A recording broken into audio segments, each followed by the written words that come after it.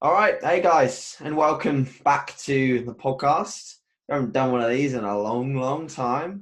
Georgie No. boys here. When was the last time? I think I was on Prep One. Yeah, I remember. You're Actually, I indeed. watched that back about a couple of weeks ago. Don't know why. It just came up, and I was like, "Oh, I just looked ill." Now I look a little bit more better in the A old little bit more face. better. That's your A little favourite bit more phrase. better. Yeah, a little bit more better. Yeah, a little bit Doesn't better. actually make sense, no. It doesn't. I just say it. Fuck it now. So yeah, we thought we'd hop back on here. We missed these. Me and Yeah. George have had a busy phase in our lives, sort of both with him coming out of his post-show period and obviously a busy season for myself coaching. So we've not really had the time to hook it up, to be honest, which is annoying. It's frustrating and it's upsetting. And I assume some of the viewers have fallen into a bit of an upset period with regards to my content. But George has still been turning it out in terms of his YouTube, so I'm sure you've I been try. keeping up to date with that. But we've basically got to keep you in sync now because there's lots of exciting things happening next year. Of course, George is taking a good year off, and he'll be sort of swapping seats with myself, and I'll be Yep. dieting down. So hopefully, we can use this as a bit of an outlet to discuss some of my rambles as I get lean, and also just have a little bit of a fucking laugh because it helps. Oh yeah, Helps when definitely. you're dieting down just to have, an hour or so a week when you just, talk a little bit of shit and brings you out of the Mm, slump and the consistency of the prep. yeah, definitely. We'll have to do this for a weekly basis. I know sometimes it's not going to happen, but we'll definitely try and keep on top of that for sure. Yeah, for Or every sure, other for week or sure. something, whenever we got time. Hmm. Hmm. Um, I don't know what you want to speak about today. I I don't think know, just first of all, updating. like besides the people that stay up to date with all your YouTube, Yeah. what's been happening in sort of the life of George recently? So Since we last spoke on here, a lot has changed. But what's been yeah. happening sort of more recently with yourself? So I think the day I actually finished my last show, I moved into my girlfriend's house for a period of time. Her mum's away in Morocco. She got a house out there, which is quite nice. So I've just taken the position and decided to move in, and I've been up here for about, I don't know, about 2.5 months now. Yeah, I was going to say And it's I'm a loving while. it. To be fair, mate, it's been motivating me to move out. Like, I just like having that own, like, it brings back memories when I was at uni, having my own space, own freedom. Yeah, Don't get me wrong, my parents are very kind of lenient with everything I do, but you still kind of have to have that basic kind of rules with stuff like, keeping it tidy, sure. doing things at a particular time. But when I'm here, I can kind of do things how I want to do it. And I loved that when I was at uni, and it kind of brings back memories. And I think one of my goals going into next year is trying to get out of this place, or back home, I should say, and move in with the missus, hopefully. But yeah, I mean, nothing else has changed other than that, really. Still doing my usual, walk in the morning, training, eating, sleeping, and just, yeah, enjoying life, which is good, which is the main thing I wanted to do when I finished my show, is just kind of give back to especially my relationship, because it did go down into the gutters, but now we're all back and we're good and we're happier than ever, which is great, which I'm really happy about. Hmm. What So will you yeah, look all for in when all, you move out? Do you think you'll look for a flat, or do you think you look to rent a house, or do you think you look to buy? What are your I options? think I think it would be a flat. In Okay. in total honesty, I don't think I don't know. It's very hard to say, but I do know that I want to move out. That's Hmm. all I can say. It's just words at the moment. But hopefully next year, when I kind of sort myself out a little bit, and then I just have that motive to go forward, then I will take that step, wherever it may be. Yeah, Not perfect. sure yet. Not fully sure. But other than that, same old shit, mate. Same old shit. Cool. So I don't think we've recorded since I've actually been in this place. We must have No. recorded for a long fucking time. Yeah. Yeah. I So can't remember. yeah, I moved from Birmingham in August because that's when my tenancy was up. Moved up here with Danny, so we're just outside of both Rotherham and Sheffield. We're not actually in Rotherham, we're not actually in Hmm. Sheffield. We're in a little small like village outside of Yeah. them. It's nice. It's perfect. It sort of does what we need at this moment in time, and the rent's incredibly cheap comparative to what I was paying in Birmingham. I have a lot more space and have my own office, and it's just so much better from a lifestyle perspective. Yeah, I bet. Obviously training wise is fantastic at Ultraflex. It's just a completely different atmosphere to Ultimate. Like, not hating on Ultimate, because I know a lot of people will listen to this, but it's not the best in terms of atmosphere, and literally like everyone that I speak to agrees with me. And it's unfortunate because the guys that run it are lovely and they've got great kit, but great kit with shit atmosphere just doesn't work. Just doesn't work. It's always dead in there, and there's very select few people that train their balls off, and you'd be lucky if you get in at the same time as someone else that's training their balls off. And when you go into ultra, like, there's always someone like going after it, whether it's like a young like bikini girl that hasn't even competed yet, but she's training her ass off, or whether it's like elite level powerlifter or an IFBB pro. Like everyone just sort of feeds off each other. So the people that aren't training hard, like, usually grasp the idea of training hard pretty fucking quickly by just being there. So it's just a great place to be.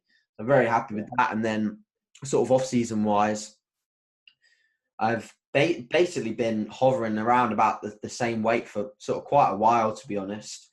But just understanding that I know that with the amount of body fat that I've got, I can still provide the energy needed to equate for more muscle mass if I'm progressing in the gym.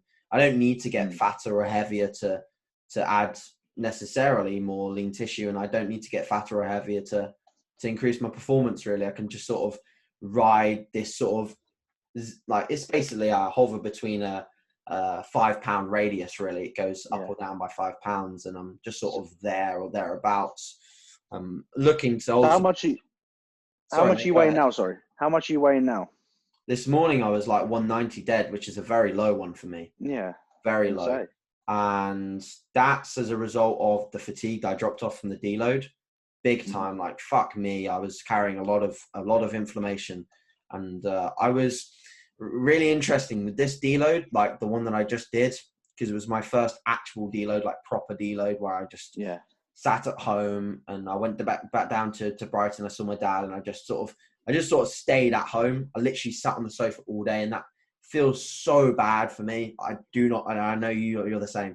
I do not like doing that. So I went for a walk down the road, like in between meals, just to keep me moving. Because I found if I ate and just sat, I feel awful.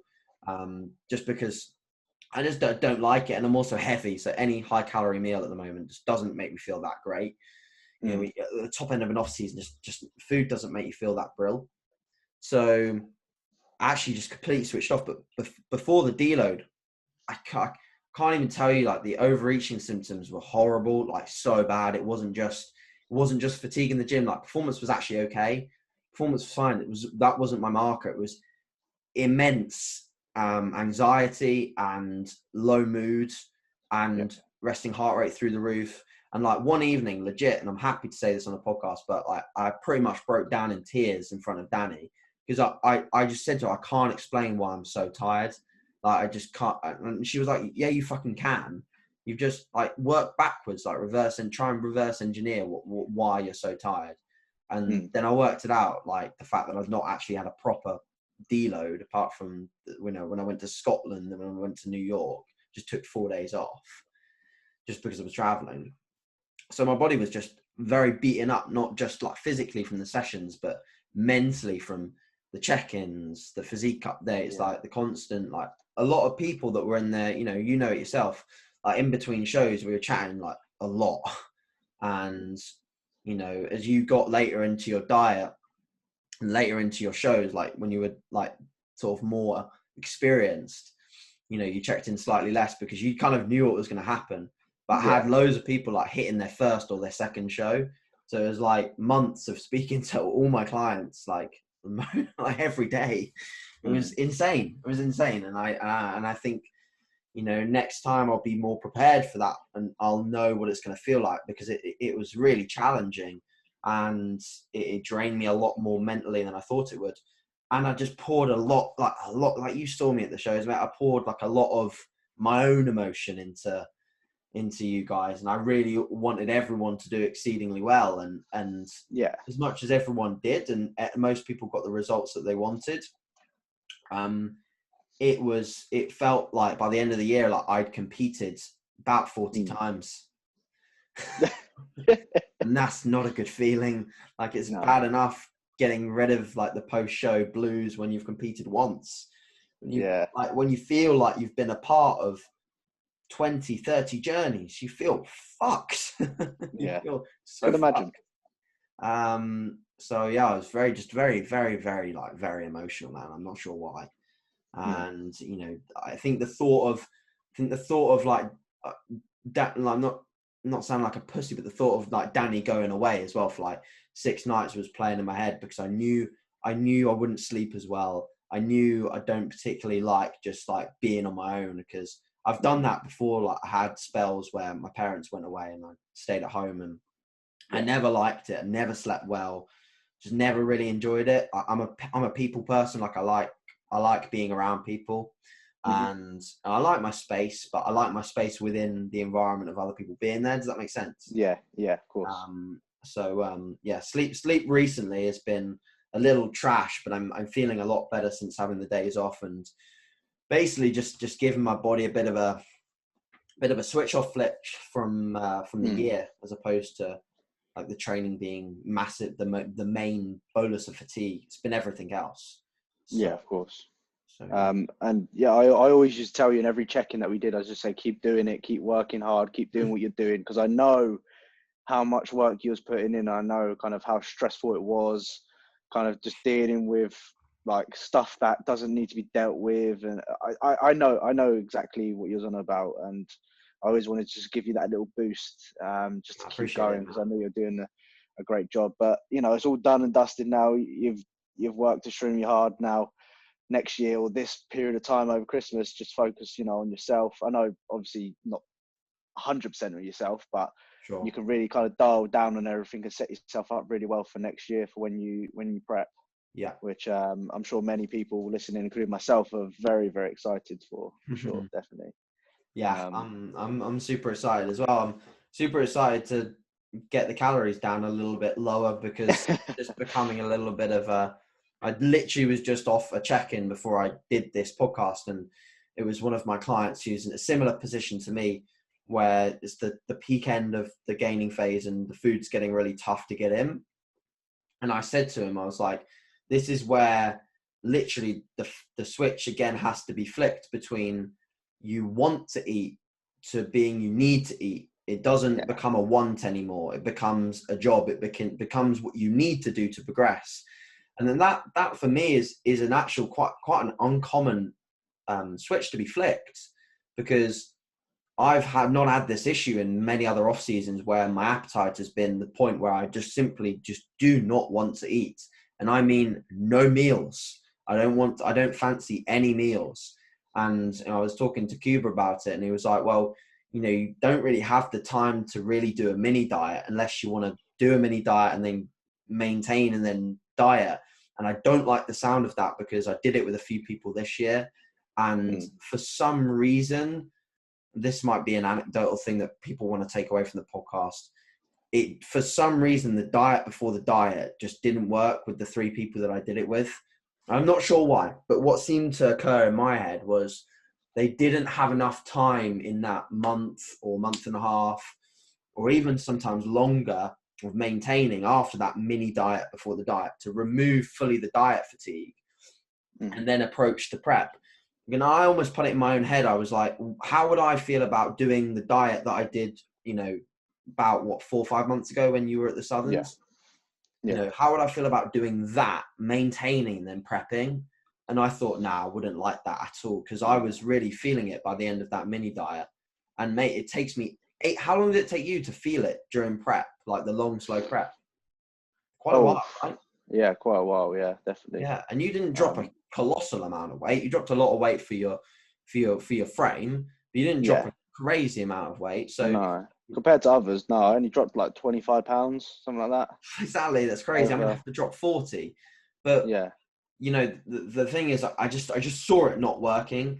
I put it in my own head, and I even discussed it with Danny. I was like, should I pull back and then, you know, get down to like 180 and then do it from there? I was like, no, let's just stick true to what has worked for a lot of people and what's always worked for me, which is giving myself plenty of time So I'm going to probably start literally at the beginning of February, which will give me over 30 weeks into the first qualifier.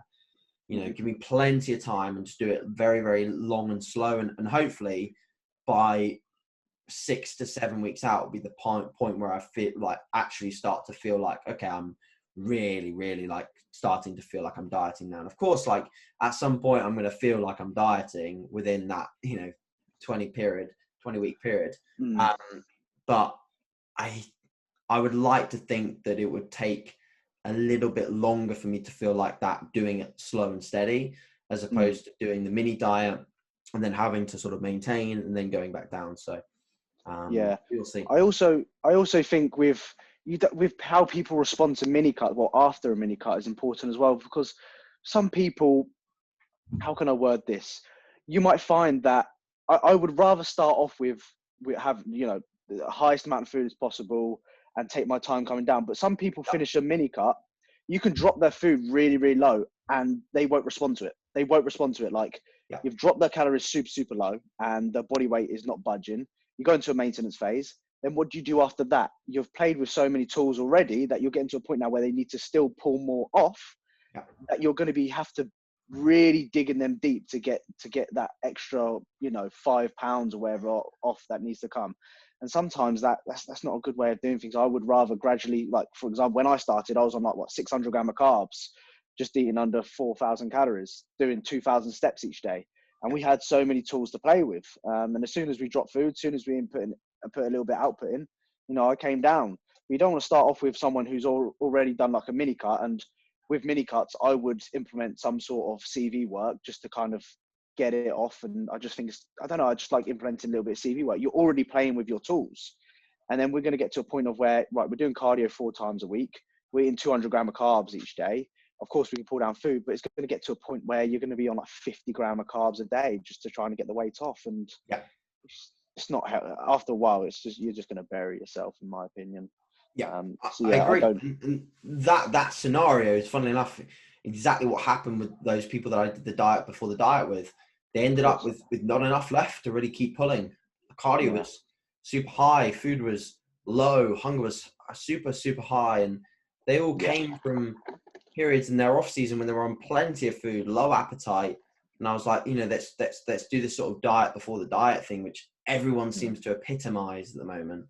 And then it just didn't pay off. Luckily, it was only a select few that I did that with. But I was like, you know, I admitted, I was like, this was the wrong decision. We did this wrong, you know, so. But we learn lessons, and I think that's, you know, it's an important part of coaching, is learning where you've made the mistakes and just fix them next time. And I think there's certain individuals that can definitely get away with it, but most can't. And I definitely agree that getting out of the gate fast in terms of the fat loss at the front end of the prep is something you should do sort of across the board. So for me, it'll be losing a little faster at the front than it is at the end, but that doesn't mean that I'll just do like a mini diet. And really, because the mini diet essentially is slashing the calories very low. You know, like my mini diet was down to, you know, 2,000 on a training day and 1,800 on and off. And I don't expect my calories to even get that low at the end of prep, to be honest. I'd like to hope that they wouldn't get any lower than 2,300, 2,400. That would be the lowest I'd love them to get, but the hunger will still be ridiculous on those calories, regardless of how low they get. You know? Yeah, for sure. I think I was similar as well. I think we finished. I think the lowest I ever went was like 2,300, something like that. I didn't go below 2,000 at all, which was quite lucky. But you know, like you said, you know, still never going to satisfy you. You're still going to pile in the veg, a kilo of water in your oats and stuff like that. It's never going to satisfy you at all. Exactly. It's always going to be the same. It's always going to be the same sort of level of hunger, whether you're fucking 3,000 calorie dieter or a 2,000 calorie dieter. The only thing that benefits you when you're on higher calories is the psychological approach. Is like, you look at a bowl of food and you've got more in it, as opposed to having a lot less. And that can sometimes help, but can sometimes hinder people as well. It's like, why am I eating so much and I'm still ravenous? It doesn't make sense. Sure. I think in those situations, I would really kind of just to learn to appreciate the appetite is there, because you don't want to be in your position right now, and no disrespect to you, where you fucking hate food. You know, like me, I right now, my food focus is still really, really, I'm like 11 weeks post show or whatever. I'm still, you know, ravenous, still thinking about food, but I've learned to kind of almost just appreciate and accept that it's there and it's good, because I don't want to get to a point where you are, where you fucking hate food and you have to blend it up to get it in. I don't want to be at that point. No, it's not. It's not fun. It's not fun. It's just learn to appreciate it. Is which I would say. You know, there's suckish parts of every single phase. You know, like that bit where, you know, like you're thinking about food all the time, and you know, you're almost clock watching a little bit until you can eat again. I don't like that. You know, I don't like that stage of dieting either, because both are interruptive to what we do. Like eating a meal for me takes a lot of time, and that's time away from doing check-ins or work or whatever. And when your issue now is that thing about food takes away focus, and focus is what you need for your job. And, you know, I think the middle ground is that sort of midway point in prep where you got a nice bit of hunger, you know, you look a lot better aesthetically. So you know, body confidence is much higher. And, you know, you're not ravenous to the point where you can't focus. And that's perfect. I'm really looking forward to that bit, because I love that bit of prep. But and you're strong as well, you know, you're like still strong in the gym. But and I'm also not looking forward to losing strength. That's something that I'm genuinely not looking forward to. And I think that's something that people should really consider if you are looking to do a prep, is that, are you happy with your current levels of strength? Because if you're not, they're only going to get a lot worse during your prep, and you're going to be looking around in the gym still doing that sort of comparison as to why I'm not lifting this or that. And I don't plan on getting a lot weaker, but I'm gonna get somewhat weaker on some movements. It's just a given. I think sometimes in those moments, I just like I always say, it's going to be a phase. That's what I thought about when I was dieting down and movements were regressing. I was just remembering that it's just going to be a phase. It will come back eventually. Of course, right now, not everything has came back to peak strength, but it's slowly getting back up there. And sometimes as well, like I think sometimes it's best to be smarter about it. Instead of me doing, like, for example, a standing barbell OHP, and all I can feel was just it burying my joints and making me feel shit, just rotate it out and put something in there which is going to prevent you from being disheartened about, you know, you losing reps on a barbell OHP, because at the end of the day, that's going to happen. And that's something which we did. We started taking out the barbell OHP, and I did like I think it's like a hammer strength variation, and just that change really helped my mental state. It stopped me focusing on, like, oh my god, my barbell OHP shite, it's going down, whereas I could just focus on just what I needed to do and get in and get out, sort of thing. So yeah, I think exercise choices are very important in those phases, and just learning to accept that it's just going to be a phase. I think for me, it's going to be like the squat is going to be something that will at some point have to go. And but it's lucky, you know, I said to Vicky, who I trained with yesterday, I said, you know, when the squat doesn't feel good anymore, I've got so many fucking options. Like I've got a squat machine, I've got a V squat, I've got a hack squat, which is good. I've got a pendulum, you know, I've got so many damn options. It's like, I'm blessed. Like in my previous gym where I did pretty much most of my 2017 prep underground, we had the squat racks, an awful leg press, Star Trek leg press, if you've ever used it, horrendous piece of kit. And then the Star Trek hack, which, you know, you've tried that. It's okay, but it's not great. Certainly not a Cybex, and it's not an Atlantis hack squat. But it's something, and that's what I had to rotate it to.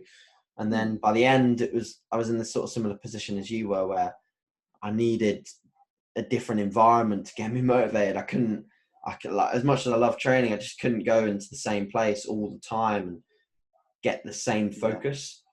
So I had to like go to Fits, and then go to Underground on Saturday, and just like switch it up a little bit, which I don't think is a bad thing. I think it's only a bad thing when you start just switching it up a bit, and also involving that in not logging anything, because then you don't have a logbook anymore. And it's just funny, like I see a lot of pros doing that. Like I saw on, like, no hate to James, like I fucking love him, he's a great bodybuilder, but I saw in his recent like leg day video, it was like, in my final few weeks of prep, I was just like, you know, picking and choosing what I was doing, and I was like, well, why? Mm. Why, when you've done your whole prep with a structured logbook and, you know, you grow so much on a structured logbook, why would you just go in and just pick and choose? Like, I don't know, man, but, you know, Yeah, I'm I only a agree. skinny natural, so I can't, I can't have an opinion on that. I agree. So what's your plans from now till February then? What's your main focus moving forward? Like, are you going to push up a little bit more? Are you just going to hold it, Sure. or are you going to set yourself up in terms of like programming for when you start in February? What's your main focus going for next couple of months? Sure. So on a programming perspective, that's a very easy answer because I doubt much will change initially. Yeah. Not much will change really at all. It would just be like monitoring whether I'm still recovering as well as I am now. And actually, to be honest, George, I think I might recover better at the start of prep just because I might be a little bit 100%. fitter. I think sleep efficiency is going to go through the roof because I know I'm not sleeping good because of the food. Like, Yeah. I go to bed with a full belly and I can't stop that. Like, I've tried eating 2 hours before bed and I'm still full going to bed. So I know that I'm losing some sleep efficiency. My deep sleep has gone down since looking at the data since I was, because I got my Apple Watch when I was doing that mini cut, and that mini cut was probably like where my sleep was, even though I was getting up really early, my sleep was probably the best because I just hit the bed and go to bed. And now I'm like awake longer before I actually head to bed, and I'm getting tempted to stay up later and do more programming. So I think actually recovery will be a bit better. So volume will probably stay the same at the start in terms of programming. In terms of body weight wise, I don't think I'm going to push up any more than like for example, like this morning's weighing was a much lighter one. I don't even know how that was so light because I ate the world yesterday and I just don't understand how that was lighter. Apart from obviously what I aforementioned with the deload, which I think is the main reason actually, to be honest, taking that back. Yeah. So because I did drop like a lot of inflammation. But yeah, so yeah, I think that if I was to go for like a maximum threshold, it would be no heavier than 200 pounds. Yeah. Because I've been like 190, 196, 197 is a normal weigh-in for me at the moment. So I could quite easily like just shove a few pizzas down me and get a 200-pound weigh-in if I really wanted to, but what's the point? So I always say, like, when you're gaining body weight, is that additional body weight you're adding going to provide you a benefit? So in my case, right now, every pound that I'm gaining is providing a benefit. So whether it's how I recover, how I feel, the performance in the gym, it's providing a benefit. And I know that I'm going to get to a point where I'm just going to start gaining and it's not going to provide any benefit. It's not going to provide any at all. That's when you might need to maintain or pull back a little bit. But for you, right now, I just think, especially when you're looking to prep, I just don't think gaining that extra bit of weight that you're going to gain is just going to be more hassle getting it off, mate. And during prep, you know, you don't want to, especially when you're rushing and stuff like that, trying to get, like, especially now we're in a weight category, you don't want to be rushing about and stuff like that. You know, you want to be kind of just ready and just get into things. You know, you don't want to be doing that type of stuff. I will be pissed if I have to rush, to be honest, because I shouldn't. Yeah. I've spent 2 years in an off season and I shouldn't be setting myself up to have to rush. Like, rushing is the last thing I want to be doing. I think I said to myself, I know I can lose 40 pounds in one shot. I know that's the upper end of what I would like to do in one shot, but I know I can do it if my goal is to be 154 when the time's right. Now, the thing is, I could do the very last qualifier and that would put me 2 weeks out from the finals. And that would give me a long, long time to get to 154. So if I'm not 154 by the initial target show, which is the Northern, then I'll wait until the Heart of England. I'll do that, and then I'll be even closer to the finals. The other thing that Ben Howard actually mentioned to me was the idea of just if I'm not 154, just trying to get the British qualification and just doing the middles. He seemed to think that would still be an option, but I think that's a risk because there's some fucking awesome middleweight bodybuilders out there. For sure. And I'd be right at the bottom. I'd be probably very close to 154 to be even like feeling comfortable getting on stage. And I also think that I want to win a qualifier, and I want to actually have a shot at. It scares me saying it, but I would like to look like challenge in an overall lineup. I want to be like a kind of standout physique in an overall lineup where there'd have to be a really good heavyweight to try and beat me, a really good middleweight to try and beat me. Like, I think because obviously like an overall lineup isn't judged on who best suits their class. It's not that. It's like, it's who's the best. And then like usually if the heavyweight is in condition, which sometimes doesn't happen, but like, let's say came up against Ben Lloyd, for example, there's just no chance of beating him. There's absolutely no chance. His muscularity with balance, with condition, with good proportions is just impossible. So I'd happily admit defeat to something like that. But there's been other heavyweights which I've looked at and I've thought, like, you know, you've got to get out of jail free card with that overall because the middle and the lightweight weren't that good. And then I've seen other middleweights which kind of got the overall because the heavy was awful and the light wasn't that good. So if I get the right setup and I am as good as I hope I will be, then that's another thing that I'd love to do. But that's again like a long-term goal. But to be honest, like with the end goal being to try and win the British as a lightweight and go to Worlds and try and, you know, compete for my pro card at Worlds, which I doubt I'll get it at the British unless they offered it to all classes, which I don't think they will. Then I wouldn't mind trying to have that goal of trying to at least have that goal in my head of trying to get an overall in a show, because if I did end up getting a pro card, then the next step is to compete as a pro, and then I don't get a chance of being an amateur anymore. So I think also what I need to realize is that if I don't win the pro card at the end of next year, that's not necessarily a bad thing, because I can have plenty more years as an amateur if I need them to get that end goal. And it might take, you know, another couple of years, and I'm not going to beat myself up if I don't, because I've seen what happens when that doesn't go to plan. Like, bless him, like he won't mind me mentioning it, but like, you know, Jack Richardson had that goal of winning juniors, like just literally like embedded into his brain. Like he was like, he can't not win it. So, and it was also my poor foresight as a coach. I think like I should have really given him a bit more of a, not that he didn't have an action plan post prep. He had one, but like a more of a pre-planned approach to his mindset if he didn't win it, because we never really discussed that, because I was so into him winning it. I never really once ever, because I also thought that if I did mention it, it would make him think that I didn't believe that he could do it. You know what I mean? Yeah, definitely. So there's a fine balance as a coach in terms of predicting whether someone should be told like the backup plan, or, you know, how you're going to feel if it doesn't go to plan or whatever.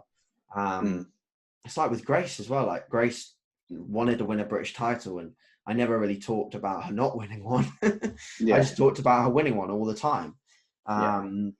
So with myself, I've tried to think about what I'll feel like if I don't get what I want, but I've also just not really tried to think about it that much. I've just always told myself what the goal is, and I know that if I give it everything and I'm there in shape and I've hold on to a good amount of muscle, I can definitely be up there to give it a good old battle. So we'll see. I think in my case, I think I'm actually sort of glad that I didn't win anything this year.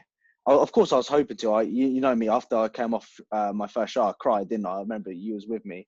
Yeah, I know, mate. But I'm kind of glad that, I mean, yes, it would have been nice, but I was kind of glad that I didn't win, because it's motivated me right now to make sure that next time I do go step on stage, that I want to fucking win. Because I think if I won it all within my first year competing, I'd be like, oh, kind of what's next? Almost. I wouldn't know what to do. I'd feel a bit lost. Yeah. But now I have that motivation. Now I have that goal. And now every time I go into the training session, I think I don't want to get beaten next time I step on stage. I don't want to lose. And especially when I'm working on my weaknesses and stuff like that, I'm thinking, I don't want this to be a weakness next time I step on stage. And that's really helped me kind of motivate me to keep doing what I'm doing. The fact that I didn't win anything this year. And I was hoping to. I thought I really had like, especially my last show, I thought I was going to win that at lightweight class at the So Northern. did I. So did I. And I was fucking gut, but that motivated me even more. And then when I saw him at the finals, the geezer that won, I was like thinking, fuck, I could have, I'd have been in the top 5 in the lightweights this year.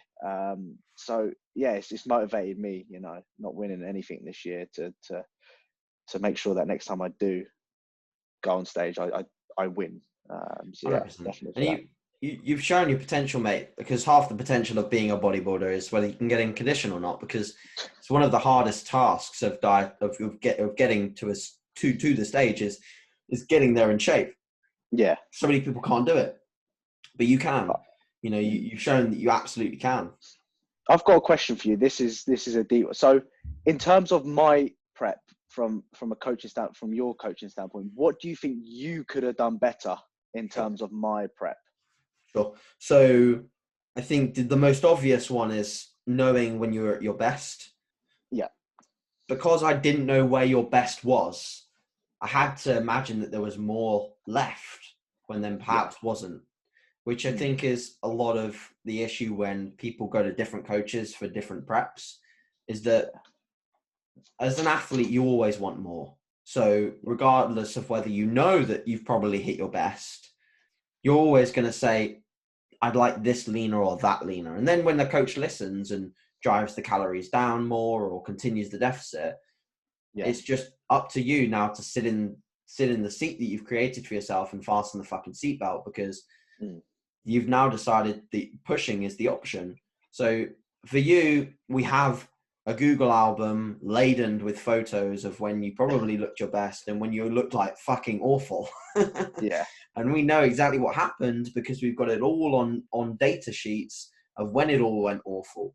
So we know, like, I can categorically say when you next prep, whether it's 2021, 2022, whenever it is, you will look so much fucking better than you did at any of your shows, because you should have competed probably 4 to 6 weeks before you even stepped on stage.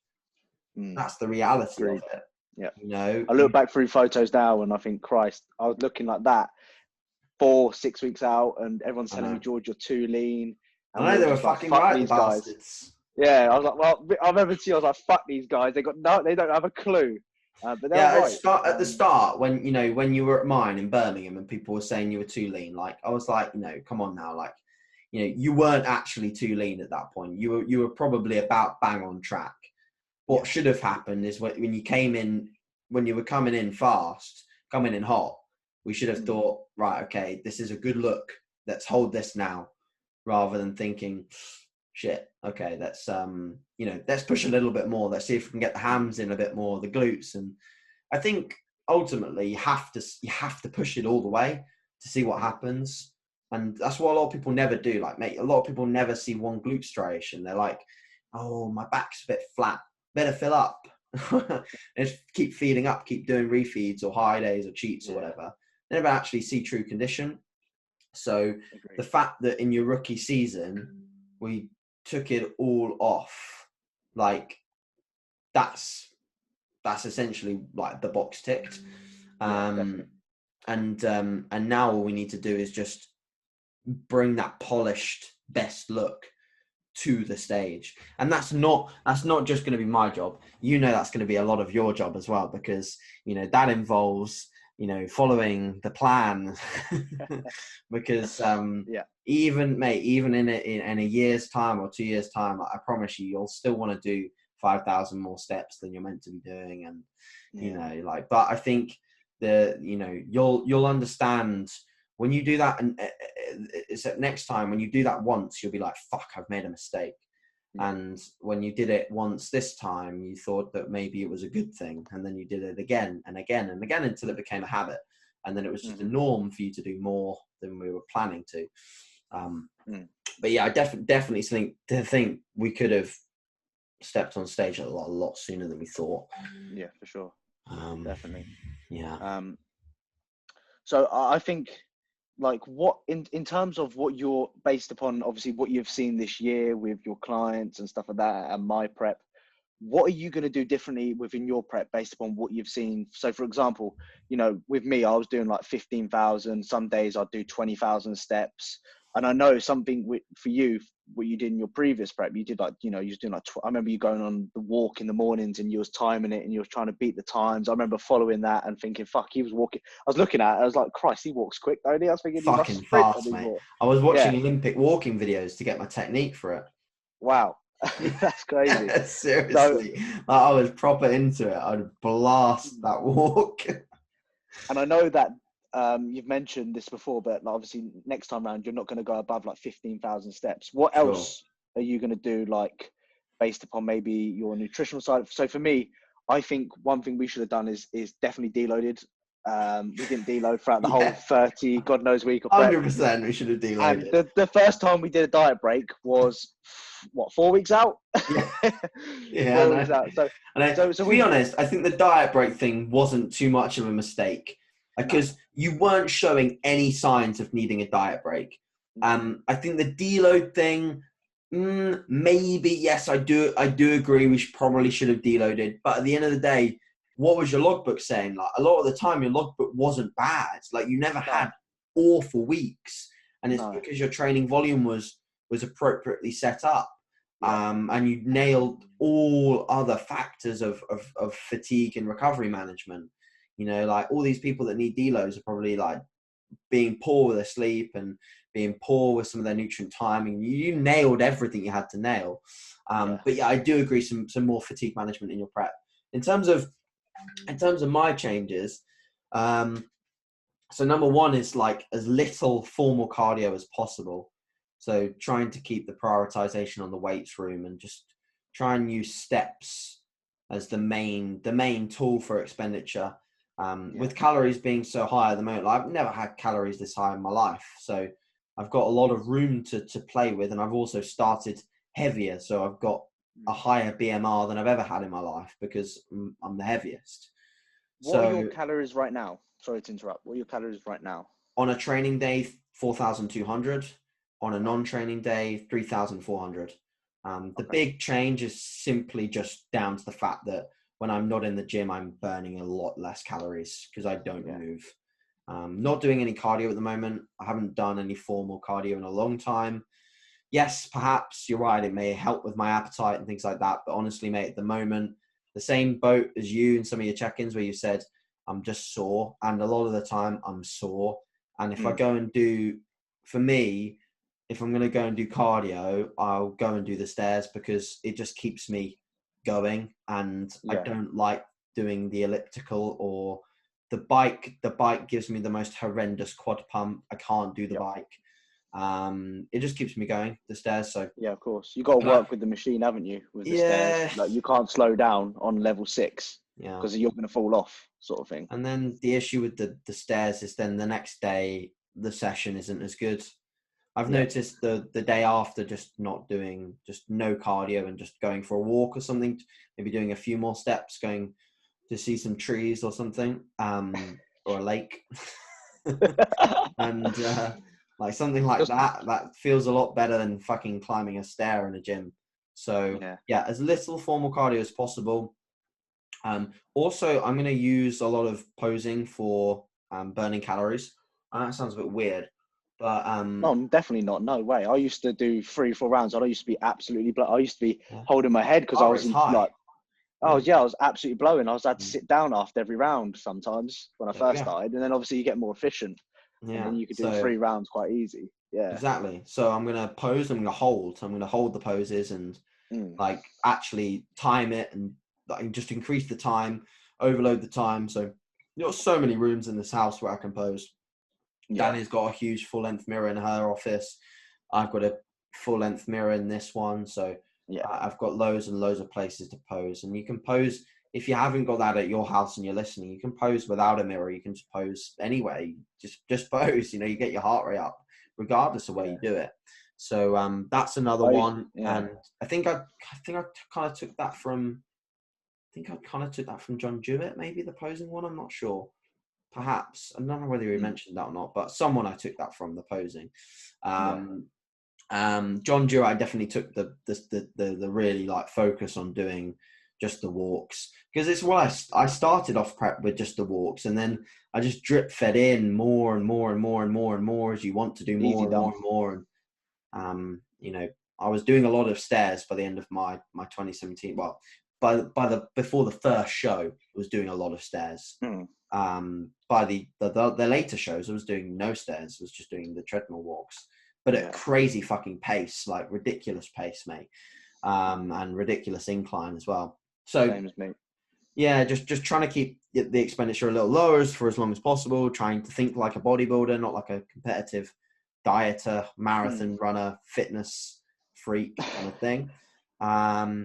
I think you can get away with that in the early stages of your prep. Like in my situation, like doing the stairs and stuff like that when I was relatively fatter was quite comfortable. I could easily do that. But when it got to a point of where, I've got shredded glutes now and sitting down is becoming awful, then like, mate, I wish you saw me what I was doing on the Stairmaster. Like, I know what you were doing. It was just absolutely insane, but I couldn't stop it really. Once you'd started doing it, it was kind of like you'd lock yourself in a room and that was what you had to deal with. It became a habit almost, like to a point of where if I didn't do it, I'd get anxious, like nobody's business. I'd be scared for my life, like thinking, what have I just done? And now I look back and think, fucking dickhead, what am I doing? I know, mate. Why am I pacing about doing that shit? We live and learn. So, yeah, that's I think also one of my main goals is just to keep my relationship good. I know that, you obviously had issues with yourself with that one. So I just want to make sure I don't fuck anything up, because, it's obvious to everyone that sees from the outside, I care about Danielle a fuckload. And, we've essentially got more, it's more than a relationship. We've got a kind of like a life together in my eyes. So it's a lot more than just like she's my girlfriend. Like I see myself being with her for a long, long time. So I've got to look after that, because that's important. But she will be prepping as well, which will make it a lot more efficient on that front. But she's doing earlier shows, so it kind of work quite hand in hand, because by the time she's done, I'll be in my sort of this is shit phase. So she's aiming to be pretty much finished by the time I'm starting. So by the time my first show is on, she should be done. But we'll see, because she doesn't know whether she'll be able to get completely lean yet because of the few issues she's had recently. But I'm confident she will. So are you still planning to get the dog? I know that you mentioned that you was looking to. That would definitely help with prep. The dog is being picked up on the 23rd of December. So like a dog isn't for Christmas, by the way, guys. So it's not like a Christmas present. A dog isn't for Christmas; it's for life. Isn't that not an RSPCA thing or something? But it's not like so. Very, very excited. It's gonna be a yellow Labrador. Going to be called Barney. Nice. Barney. So it. I'm excited. I'm very excited. We're going to see. I said to Danny, we're going to see me and Danny getting smaller, and Barney's going to be hypertrophying all over the fucking shot, because he will be getting a big fast. Like they don't stay small and cute. They stay they get big pretty quick, and then they're a big fucking thing lumping around the place. So and then they'll be walking you when you get lean. And tell me about it. Be dragging me all over. Taking you for a walk. Yeah, that happened to me. I was fucking awful that. Yeah. But no, that would definitely help with getting in the step. Like sometimes I take the dog for a walk in the morning, and obviously with big dogs like that, they need walking a lot. You have to take them. They can't just walk around the block. No. And by the time I get back, sometimes I'm like, Christ, I've done 7,000 steps. And I'm like, wow, where did that come from? I thought I did a couple of thousand there. So that would definitely help. Yeah. It will definitely help, but also got to be mindful of expending my arse off. I'll go for another walk, because he'll always want to go for a walk, and then I'll be like, Barney, like, oozed off my quads. No bloody quads left. But yeah. How long have we been recording for? How long? I was thinking if we got. How long? I was thinking if we can get some questions in at the end, because we always used to do the old little question things. Yeah, definitely do a few questions. I don't actually know how long, because it doesn't show. I was going to say. before, and also I think I'm limited to 40 minutes. So we've been going longer than 40 minutes, I swear. I thought we've definitely been going longer than 4 minutes. I mean, it still says it's recording, so fucking hopefully it's still recording. I might have like managed to snag my way around getting I don't know, like an extended thing. I fuck knows. But let's do some questions and see what happens. Oh Christ! I've been on one of these calls before. It's meant to do a countdown when you're like close to your limit. That was it. They used to do that on Instagram. Like you used to get like when you used to do a live for an hour, they'd get a little countdown and to tell you when you've got like a minute left, and you're like, "Fuck, I've got a minute left. Bye, guys." Yeah. I've got quite a few questions on the same thing, so I'll just cover it straight away. A lot of people are asking, why is George doing so many exercises that I don't agree with? Like, loads of people are wondering why you're doing the barbell OHP, and I said in my story that it wasn't that much of an effective exercise. We were literally having a discussion in the group today, weren't we? Yeah, and I was sitting there debating it, thinking, "Oh, should I be doing a standing barbell OHP or should I go to seated now?" And I'm generally thinking about going seated. Yeah, I mean, I might try it. I think my answer on that one is that you had a select few movements that you really wanted to get strong at in this phase. And a lot of the time, like, don't get me wrong, I'm going to be quick to encourage someone if I think something is completely non-negotiable in terms of being a poor exercise. I'll just be like, okay, this doesn't fit you, doesn't look good, doesn't feel, which is kind of what I'm maybe earing towards with your back squat. Because I saw it the other day and I was like, it's looking all right, but it's looking like still something that just doesn't suit you that well.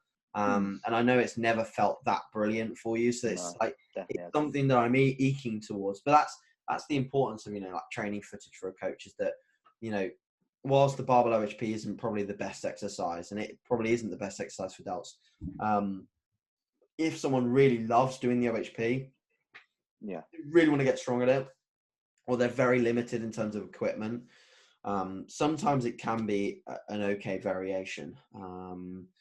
But there's not really one exercise that I just think, oh, you just mustn't do this exercise. It's just not like that.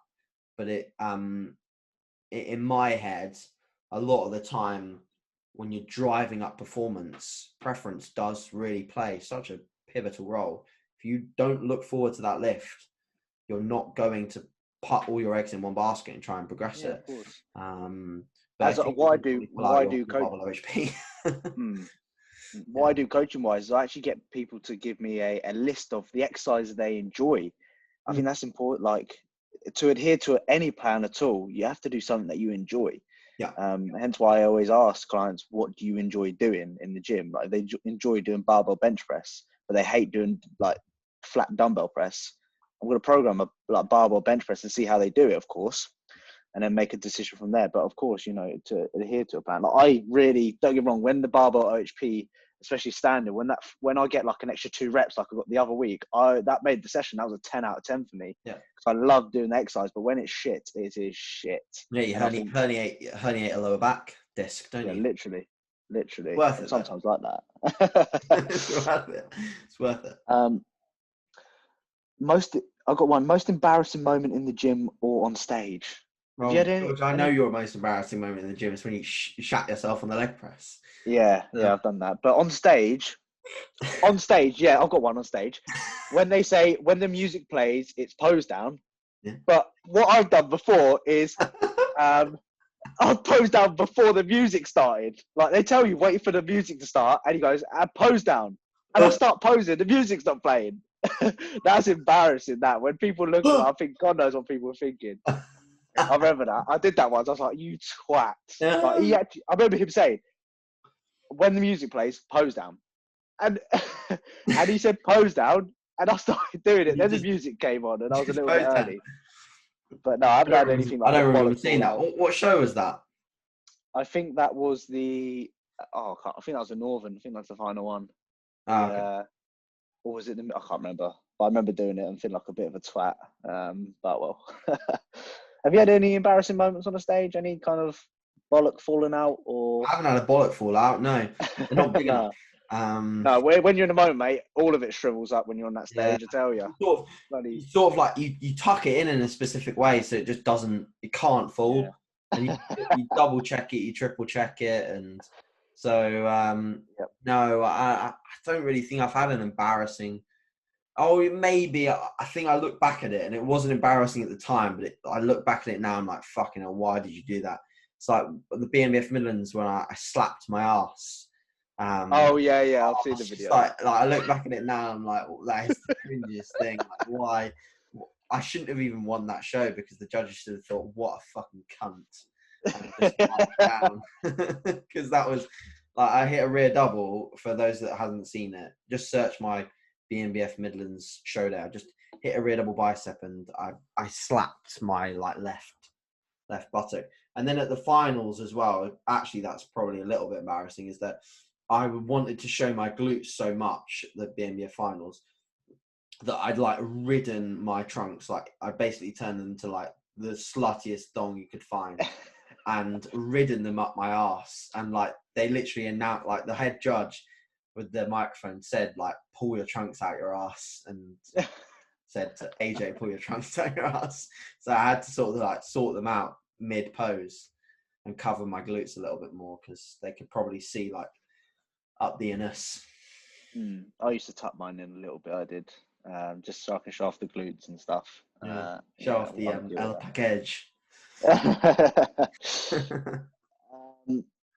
I got any other questions?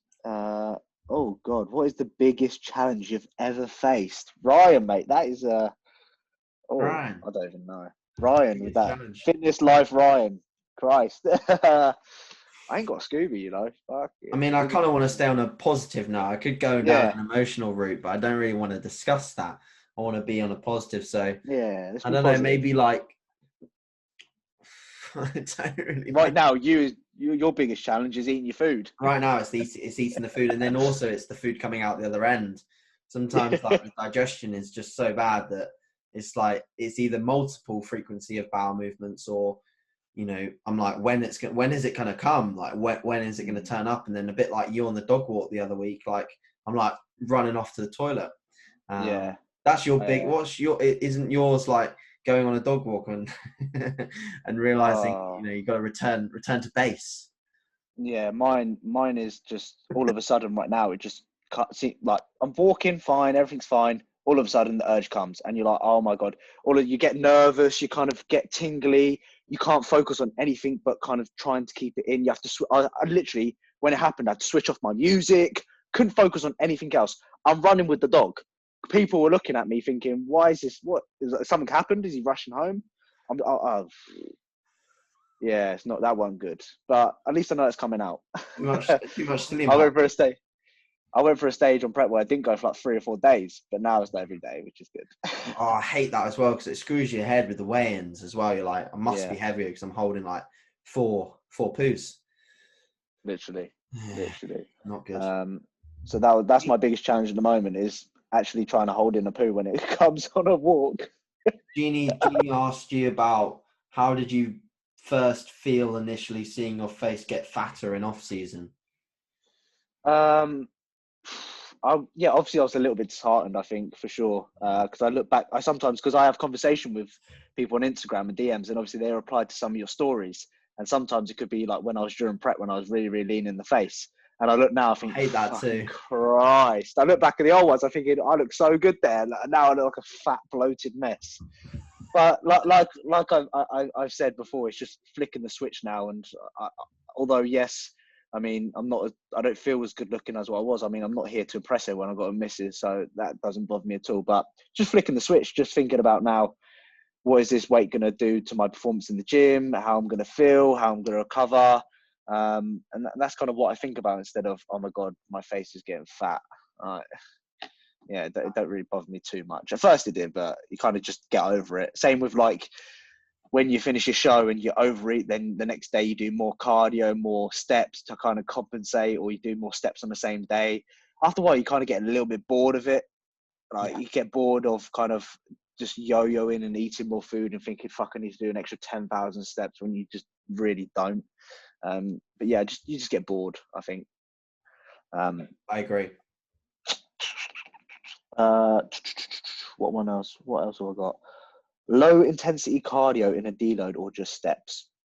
Just steps. Jason, my friend. I Yeah, would. 100%. Yeah, Good steps. no cardio.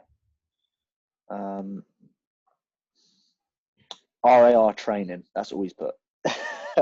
Cool. No. Good question. Answer no. Not a fan.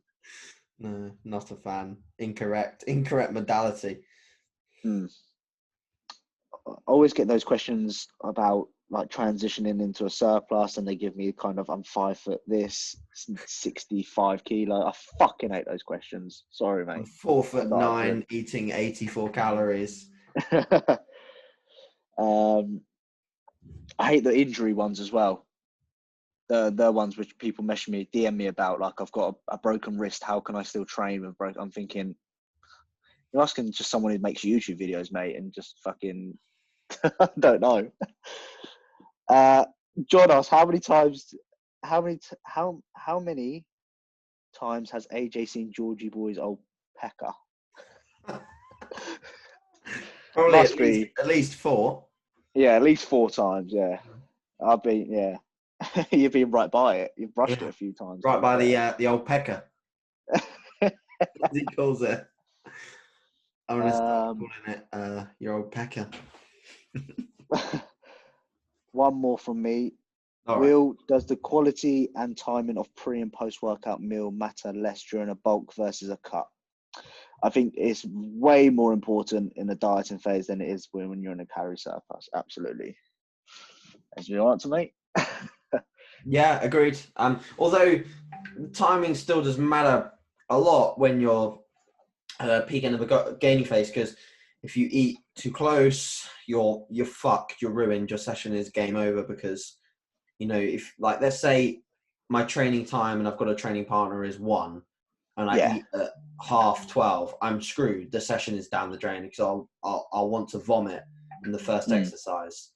So, still the timing is important, still the amounts are important, but, probably less focus on the actual sort of like the quantity of the meal, etc. Yeah. Because you can eat pretty freely in the pre and post workout window. I mean, you still want to eat more because you're probably going to be more hungry in those windows, but you're not going to have to place as much of a priority on your carbohydrates as you would when you're prepping or dieting down around the peri workout windows, because you just simply have got so much food. You're always going to be relatively glycogen full.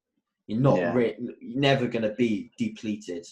Like when people say, and they're like plus 15% body fat, and they're saying they're going hyper all the time. They're really not going hyper whatsoever. They're just, you've got plenty of free flowing glycogen that's not being used unless you're a track athlete, and then maybe you're going hypo because you're using so much of it. But if you're working a desk job, if I was to work sat down and not eat for the next 12 hours, I'm not suddenly going to go massively hypo, I don't think. Yeah. I'll tell you a weird old story that I used to do on prep is I've never told anyone this, so this is exclusive to the podcast. Oh my God. I used to take the dog for a walk. And I used to go hypo. Like, it happened like in the latter stages of prep. I used to take the dog for a walk and go hypo, like really kind of anxious, like nervous, kind of all the signs of going hypo. But I used to enjoy it. And then it used to give me a buzz. It used to give me a high. So every time, the exact same time, exact same time each and every day, I would go and take the dog for a walk, because I knew that was when I'd go. I'd have the same meal, same setup, same amount of steps each day. I knew at that particular time I'd go for a walk, I used to go hypo and get this weird feeling of like shivers, but it used to give me some sort of feeling that I was addicted to, because it was kind of like a high. Like, you go very dizzy and very sick and feel like you're on a bloody cruise ship when you're like properly hypo. That's stupid though. Yeah, I know. That's legit. If I was on gear, that'd be dangerous. But it isn't. Like, if you were using exogenous insulin, you'd have to be doing something really fucking wrong to be able to put yourself into such a hyperglycemic state that you'd kill yourself. But it is possible. Um, but what was else? Oh yeah, so my experiences of going hyper was when I went to Worlds, and then after Worlds, because I saw Jack Thorburn taking them, and it was the Matadors like GDA, and I'd never tried a GDA before, so I obviously didn't try it when I was prepping. But then post show, I was like, oh, I'll add in a GDA and like see how it is, like kind of it will benefit my off season.